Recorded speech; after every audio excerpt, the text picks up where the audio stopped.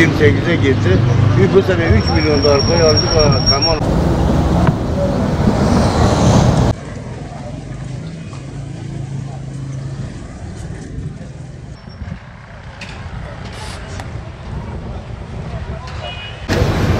Boyu kaç ya dayı?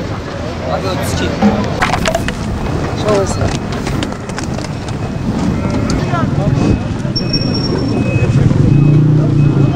Yaka, hoca yaka. Hoca kantar. Malımız elimizde kaldı. Beraber gelmişiz. Ben de oradan gelmişim.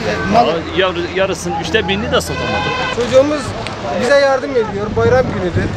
İşte mecburen şu halimize bak. İnancın olsun ki ne, şu bayram günü şu çocuğa bir pantolon bile alamadı. Hayvancının çocuğu bu şekil. Üretici para kazanıyor diyorlar ya. Şu şekil halimizi görsünler. Şu şekil. Cumhurbaşkanıma sesleniyorum, bu şekil halimiz. Ben yer çaktım, para alamadım. Niye adam malını satamadı ki para? Ben perişanız, gitmiş durumdayız.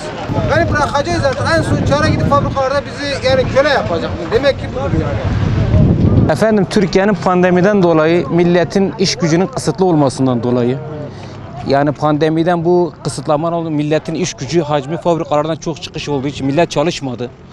Ondan sonra Cumhurbaşkanımızın 9 gün tatil vermesi, çok kişi 2 milyarlık bir hayvan alacağıma 1 milyar da kol tahtile giderim dedi. Kurbanlarını ertelediler.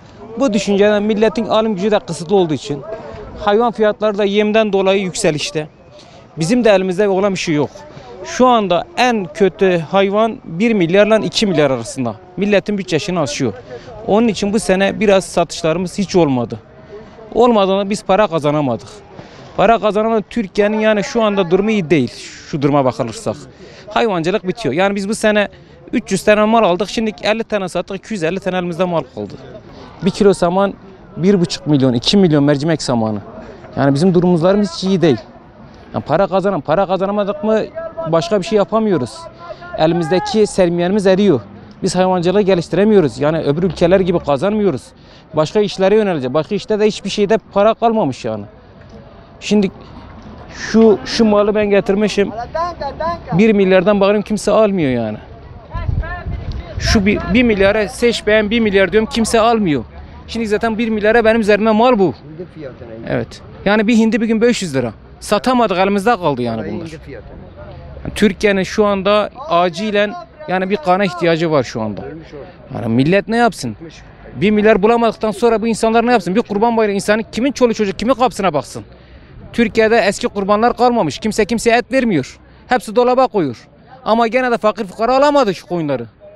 Şimdi benimki pazarda en bütçesi uygun olan benim hayvanlar. Satamadık yani şu mal. Adam fabrikada 3 liraya çalışıyor. 2 milyara bir tokluk kalkmış.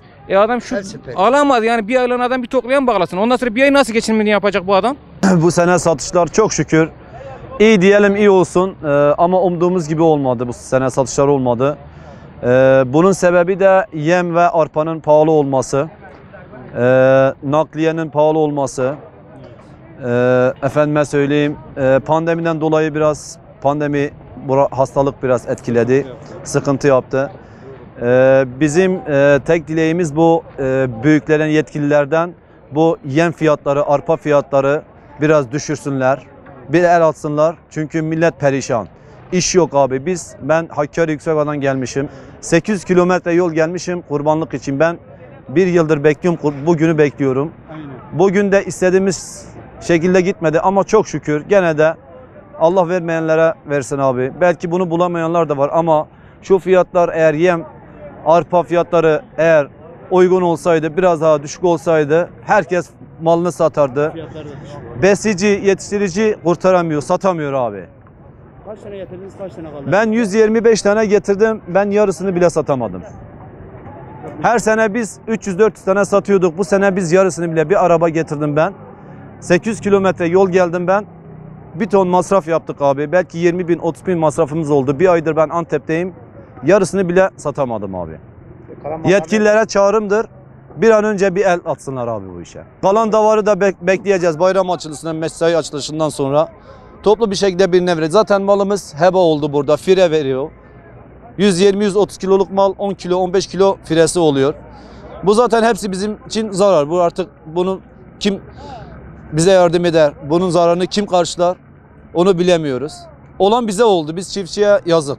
Hepimiz de aynı şekilde şikayetçiyiz. Valla durum çok kritik. Ham mal yayladan şehre indi. Ham mal ucuz gittiği için besli para yetmedi.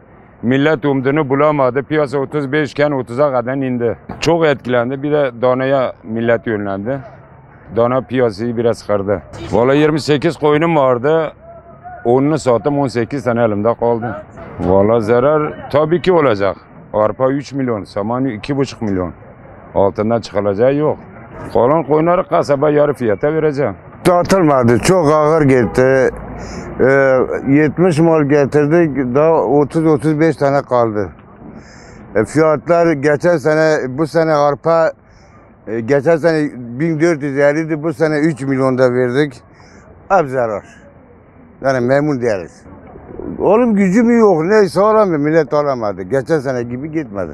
Zarar her bir tokluda 500-700 milyon zarar var. 3 aydır arpalıyoruz. Zarar çok. Satışlardan memnun değiliz abi. Satışlar gitmiyor, malda zarar ettik. Malda zarar ettik. Satışlar Adıyaman'da geldi, burada zararla gidiyoruz. Memnun değiliz fiyatlardan. Yem pahalı, arpa pahalı, saman pahalı. Mal ucuz.